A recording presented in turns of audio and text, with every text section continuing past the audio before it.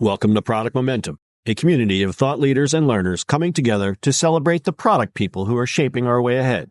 Inspired by our most pressing questions and insightful guests, we'll explore the challenges you face and offer practical, hands-on guidance your team can implement today. This is Product Momentum. Here are your hosts, Sean Flaherty and Paul Gable.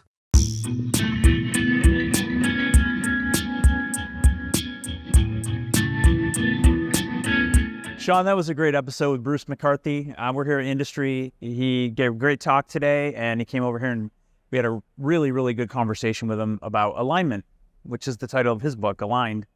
Yeah, he really focused on stakeholders. The whole conversation was about stakeholders and why they're super important, how stakeholders are actually your customer, right? And I think it was a refreshing topic because we talk a lot about users, and this was an opportunity to really for us to explore another segment, you know, that product people really have to be aware of when we're making decisions. Yeah, he introduced some tools like his Stakeholder Canvas and some of the other like challenges that we often have with prioritization when dealing with a bunch of different stakeholders. So it's a great episode. Let's get after it. Let's do it. All right.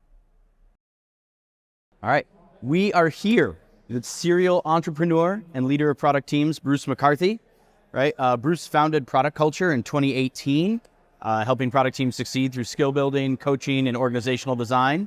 It's also a throwback because Bruce was on episode 30 of the Product Momentum podcast. So we are like, I don't know, episode 170 right now. We're way out. We're glad to be here. We're really bringing it back. So Bruce spoke here at Industry. He rocked the house yesterday, and he really spoke a lot about stakeholders. So we want to just start off with a really blanket question, like, what is a stakeholder? Well, the way I think about it is a stakeholder is anybody in your organization whose help and support you need in order for your product, your project, your initiative, your feature, whatever it is, to be successful. Okay. So obviously that includes people who are directly on your team, on your squad, engineers, designers, maybe a data scientist, but crucially, it includes people from all parts of the company. If your product is going to be successful, it has to be marketed and sold and supported. It has to be financed. So I think of stakeholders as your extended team or your broader cross-functional team across the whole organization of people who you need for it to be successful, who they have a stake in the success of your product, and you have a stake in getting them on board. Yeah. And this requires a lot of empathy, right? Because they all have different incentives. That's right. Like you all want the product to be successful or you wouldn't be in the game. But individually, they have different incentives. This is the hardest part about the product job, I think, is that you have to wrangle all of these people with all these contradictory incentives. Yeah. Salespeople need to make their numbers this quarter.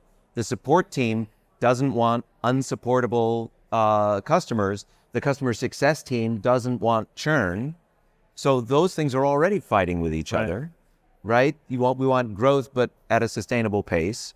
The sales team wants stuff on the roadmap that'll drive deal closings this month, but the engineering team doesn't want a death march to ship those features and then fix everything that went wrong because they did it too fast. Yeah, they rushed.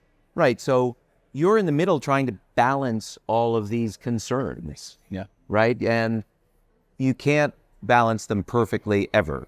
It's always an art. It's always a work in progress. It's always saying no to some things in order to say yes to other things. Prioritization, the fight of prioritization. What are you going to give up to get this thing? Right. You know? So my whole thing that I talked about on stage yesterday is to bring all those stakeholders along with you on the journey. Don't be the kind of product leader who says, all right, me and my team have cooked up this amazing plan in the lab, and now we're going to unleash it on the rest of the company and have them all kind of go, wait, what? How's that fit in, right? Yeah. You can't operate in a silo, essentially what you're saying. Exactly. But on the other hand, if you bring all those people with contradictory goals and impulses and preferences along every step of the discovery process, the research process, the strategy development, the roadmap development, it's not your secret master plan anymore. it's everybody's. Yeah. It's everybody's. And so even if you have to say, we're going to not do everything that you wanted because we need to do some of the things that you wanted. Transparency. Then you're probably much more likely to go along with that because you were in those trade-off discussions every day. Yeah. Yeah. And prioritization is an art. It's an art form. I believe that. And it's like one of the art forms that product leaders have to master. Got to get better and better at it. And it's partly math, sure, but the math was usually operating on guesswork. And sometimes on short-term horizons versus long-term horizons. Right? Where incentives, again, differ. Yeah. And Rich Mironoff always talks about, as a VP of product, throwing himself bodily in front of the VP of sales, who is on the way to escalate to the CEO, because he needs something on the roadmap right now to close a deal. Yeah. That's the tension we're talking about. That's the stakeholder management you have to engage in every day. Yeah. I thought this was a refreshing topic at this conference because there was a lot centered around users here. And this was like a whole different realm that we need to make sure that we're also thinking about, right? And that we're empathetic towards, right? That's right. You had a couple of cool topics that were sneaky. So you talked about hidden stakeholders. Tell us about the concept of hidden stakeholders. Well, if you think about the official org chart that you get when you arrive at the organization, you know, with the CEO at the top and all the lines in the boxes, shows how everything cascades down through all the vice presidents and all the functions. That's actually not very helpful in figuring out who you really need on that extended virtual team that I talked about. In fact, it can be misleading. If you think, well, I have my boss in a chain up to the CEO, and I have, say, the head of engineering and the head of design bought in, that should be enough, right? But then you find out later that the CFO has quite a hand in deciding which teams get more headcount. Funding, right? Right? Based on that person's calculation of return on investment. Okay. Or maybe the sales team has a huge influence on what's going to, as we were talking a moment ago, what's going to get on the roadmap. You need to figure out in your organization, is this a sales-led company, marketing-led, product-led, maybe, unlikely, or finance-led? That's happened to me. Before you can know who you really need on that team, whose support you really need, who, if they were to whisper something in the CEO's ear, could make or break the resources that you need, or the alignment that you need from the rest of the organization to support your thing. My favorite sort of hidden stakeholder is the one who's almost not on the org chart. They have some vague title like partnerships or strategy or corp dev or something like that. Nobody reports to them and you don't really know what they do. And that's very deliberate because they are the advisor to the CEO. This is the CEO whisperer sort of power player. Okay. And you need to know who that is and what they care about if you want to get the necessary support inside the organization. Yeah. And you have to build relationships inside your organization so you can find out, like, hey, maybe this product manager down here actually plays pickup soccer with the CEO, right? Right. And there's a different level of influence there, right? And every company culture is different, but very often it helps to find those social connections or make some of your own. Like be the sort of person who is happy to meet a few teammates at a coffee shop or for lunch outside the office. Yeah. Or, hey, why don't we all go to the local pub after work as a group? And a lot of the most important conversations happen outside of a meeting with an agenda. In the in-between spaces. Yeah, exactly. When you have an opportunity to have those collisions, a little difficult in a remote work environment. It is. These are sometimes called hallway conversations. Yeah. And some of the most important things happen between the meetings in the hallway or after or before work. So you got to find ways to make that happen even if you're not in the same location. Right. First, if you can do it, I would say find an excuse to be in the same location in person. humans, we're weird. We don't think of other people as quite real if we've only seen them on TV, or Zoom. And so if you have a chance to actually meet someone in person, even just once, then you and they are much more real to each other, and it's easier to talk and easier to come to an understanding. Form a connection. Right. But even when you can't, find informal channels of communication. Don't send a lengthy email that can be easily understood. Send a quick note on Slack, hey, have you got a sec? And then get on video with them for just 5 minutes even, just to be like, I just wanted you to know we're going down this path and I need your input before we formalize it, before we announce anything. People will appreciate that attempt at a personal connection. Yeah. And you have to be deliberate, so deliberately informal. I was like, is what I was thinking of there, right? But whenever you're chatting with somebody on whatever messaging platform your company is bought into, right? There is that video call button. There is. Like right next to their face, right? It's right there. Use that. People, you might feel like, oh, I don't want to bother them. What if they're in the middle of something? Well, just send them a text first saying, have you got a sec? Can we get on a call? Yeah. And maybe they don't answer you immediately because they are in the middle of something, but half an hour later, you'd be surprised. Melissa, my co-author, right after a presentation by the CTO of her 5,000-person company, Wayfair, she Slacked him and said, hey, thanks for that. I have a question as a follow-up. And he got back to her right away. He said he referred her to somebody else, but he wasn't mad at being interrupted. Yeah. So you introduced a tool in your talk, the Stakeholder Canvas. Yeah. Talk about that a little bit. Explain it. So if you can't use the org chart, the obvious question is, what do you use instead? And the Stakeholder Canvas is a concept we designed for and introduced in the book, Aligned, to help you map out your stakeholders, to help you make a list and keep it organized and jot down all the information that you have about those stakeholders, what they care about, what they need from you, which is just as important as what you need from them. Yeah. And then we also have a bunch of frameworks that we describe in the book that are useful for guiding conversations with people. Like we use the DISC framework to describe how people like to make decisions. Mm-hmm. Some people are more directive. Some people are more conscientious. They want the data. Some people are more influence oriented and they want to make sure everybody else is consulted. They want to know what the majority think.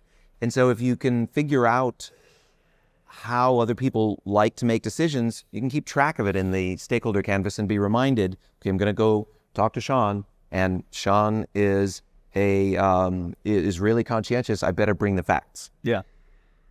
They want detail, the C's. They want to see the detail. We also have organized the canvas into different decision-making roles.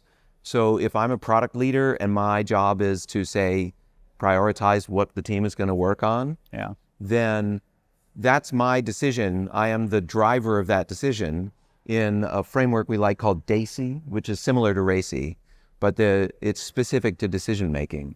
The driver is maybe me on that sort of thing, whereas the driver on how are we going to implement this is probably someone in engineering. But in the DACY framework, there's also people who are consulted, contributors. And so your stakeholders would be your contributors. And then there's also people who are informed. For the audiences, what does DACY stand for? Driver and approver, that's another role, and contributor and informed. Informed, okay. So in addition to you being the driver, you probably have someone higher up in the organization, maybe not your direct supervisor, but somebody who you need to align with on any decision you're going to make. You own the decision, it's been delegated to you, but you agree on criteria with your approvers so that 99 times out of 100, it's just a rubber stamp. Yeah. Right. You've established the priority stack that they're willing to live with, and makes sense. Sean has a framework that he calls the relationship ladder, where you move from trust to loyalty to advocacy. And it's almost like I'm thinking about applying that to your internally, your all your stakeholder canvas, because that way you can kind of understand your level of relationship with them. And we I think that actually, I really like that. Maybe we could write a blog together. I would love that. Yeah. In addition, we also describe how aligned versus influential someone is within the organization, aligned with supporting your initiative, product, feature, whatever you're working on, plus how influential they are. And the people who are highly aligned and highly influential are your allies who will influence on your behalf. Yep. And the people at the other end of the spectrum, in terms of alignment, are your spoilers, where they have a lot of power and they're not aligned. So we're going in the other direction potentially. Exactly. Those are amotivated, the social scientists would call it, right? Moving in the wrong direction. And you have to make sure those people are on your canvas too, and that you make an effort to influence them. Excellent. So when you think about the stakeholder canvas, you have all these stakeholders. We know this. There's clearly a dominance hierarchy to which ones should be the most important stakeholders. Like which perspectives or concerns should be at the top of that stack rank. Talk about that a little bit. Well, and again, the org chart is only a very, very approximate kind of poor indicator of real power. I've worked in organizations where the CFO was really more influential and powerful than the CEO, or the VP of this versus the VP of that. And they influence disproportionately across the organization. You have to kind of read behind the org chart and into the matrix and figure out what's going on there. Some clues are, who does the CEO have coffee with just because they are chatting, right? That's a clue of a power player. Or who attends meetings that they're not invited to, just to listen in. Or if the CEO or some other very senior power player's door is closed, who's probably in there with them? They have the confidential conversations that aren't shared broadly. I have this belief that you've heard of the hippo, of course, highest paid person in the organization. Yeah. That when you're building a product, there is a dominance hierarchy of what concerns are important. And I've always believed it's got to be the consumers, the user of the product that's at the top of the stack rank. And an obvious dysfunction occurs when you don't put the user at the forefront and you're taking orders from the hippo or the rhino, which is like an influencer in the sales organization, the really high, new value opportunity that comes in. Right. And you're creating dysfunction on the team because you're confusing the team about what's important. And at the end of the day, the number one concern is to make the user happy. Yeah, I agree. Like you gotta turn the user into what we call an advocate. So the way I think about it is, in order to satisfy the customer, which is the only way ultimately to be successful in business, you have to have product market fit, right? Yeah. Well, in order to successfully get that product out there, sell and market and finance and support your product, you also have to have product organization fit. Yep.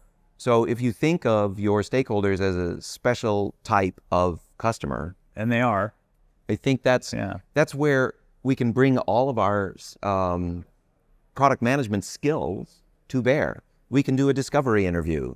We can do some user testing. We can have a customer advisory board, right? These are all things that we know how to do as product managers. Turn that switch in your head that says, okay, stakeholders are not a necessary evil. They are part of the solution. They're actually necessary to be successful. Right. So if you start to think of them as a barrier or an evil, you're already setting yourself up for some dysfunction and pain. And I don't think that's politics. I think that's bringing people onto the team. Yeah. And recognizing that your team isn't just like 5 or 6 people on your squad. It's actually the whole ecosystem. Right. Yeah. I love that. Right. Awesome. Hey, towards the end of our talks, we always try to understand like what you're reading right now. So what's on your bookshelf or what's like up next for you to read? I am reading 2 books right now. One is a product book. It's Jeff Gothelf and Josh Seiden's new book on OKRs, Who Does What by How Much, which is excellent. Very easy to consume, very concrete and specific in what can be a kind of a fuzzy world, the OKRs, right? So I do recommend it. And the other one I'm reading is a book about the evolution of human language. And it traces back archaeology and DNA and tools and art generated by early humans and almost humans back millions of years. Do you know who the author is, that book? I can look it up. Yeah, we'll put it in the blog post around the... Right. Sounds right up Sean's alley. I'm going to read that. Oh, yeah. I love that stuff. Absolutely. There's some speculation. There's some leaps of imagination involved because we're piecing together things that don't... Based on clues. We don't have 100% data, right? I mean, nobody was there who can tell us what happened. Yeah.